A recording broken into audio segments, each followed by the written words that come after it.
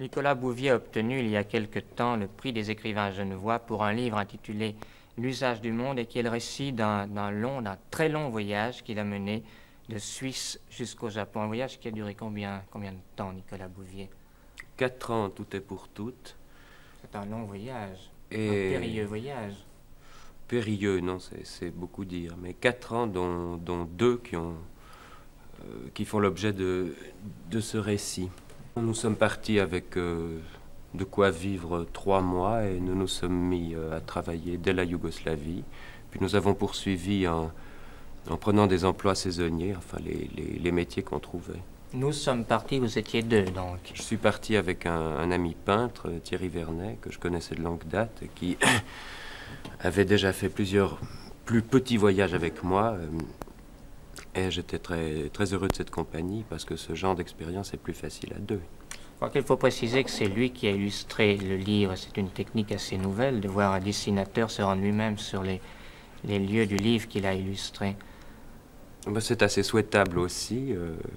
En somme, c'est plus qu'une illustration, c'est une sorte de dialogue entre l'image et le texte. Nous avons voyagé ensemble. Moi, j'ai éprouvé ça en tant qu'écrivain et j'en ai rendu compte en tant qu'écrivain et lui a dessiné son voyage. Et vous trouvez qu'à travers ces dessins d'un type assez particulier, il faut le dire, on retrouve un peu l'âme des différents pays que vous avez parcourus? Absolument, absolument.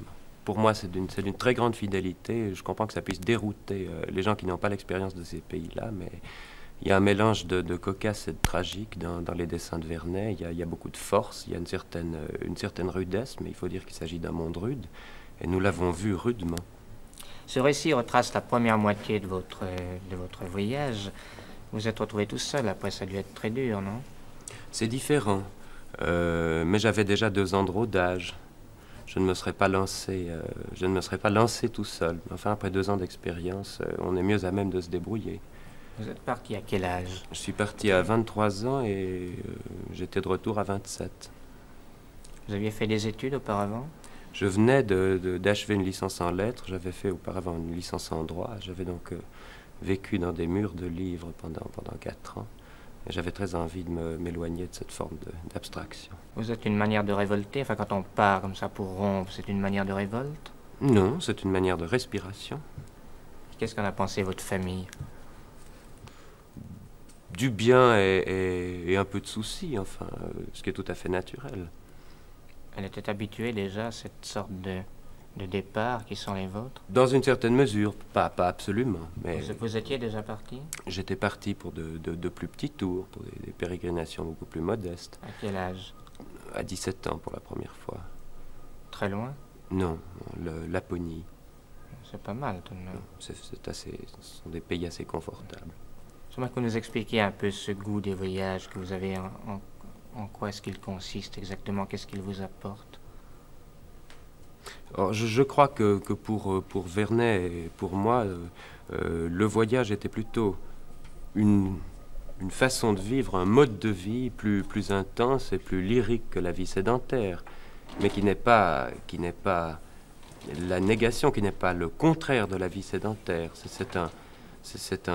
Pour nous, le voyage était un catalyseur, si vous voulez. On se déracine, on coupe ses attaches, on devient plus vulnérable, on devient plus mobile, on est obligé de s'engager chaque jour, on est beaucoup plus réceptif et on est mieux à même de faire le point aussi, c'est-à-dire d'éprouver les choses par rapport à soi et non pas par rapport au milieu qui vous abrite ou au cadre qui vous détermine. Vous dites le mot vulnérable. Qu'est-ce que ça apporte d'être vulnérable? Comment l'entendez-vous? Beaucoup. Beaucoup dans ce sens que on ne peut pas comprendre les gens si on ne partage pas entièrement leur vie, côté positif et côté négatif.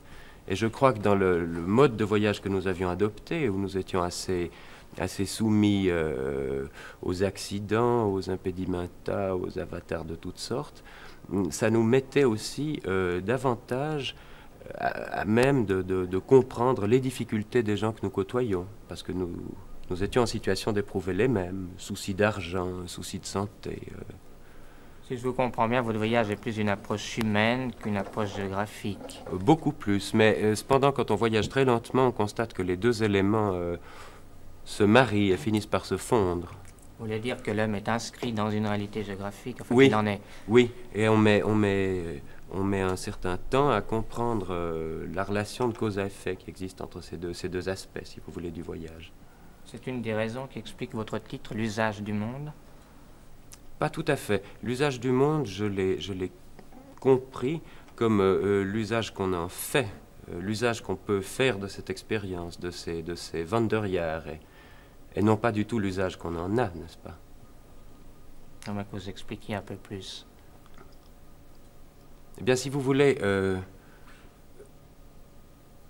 c'est une sorte de découverte de la vie après la période d'abstraction des études, de découverte de la vie réelle, dans ce qu'elle peut avoir de plus dur et de plus cru que l'image que nous en donne la vie que nous menons ici. Et c'est une expérience qui est valable sur toutes sortes de plans, non pas seulement sur le plan pratique, sur le plan du débrouillage, mais c'est une découverte de la nature humaine.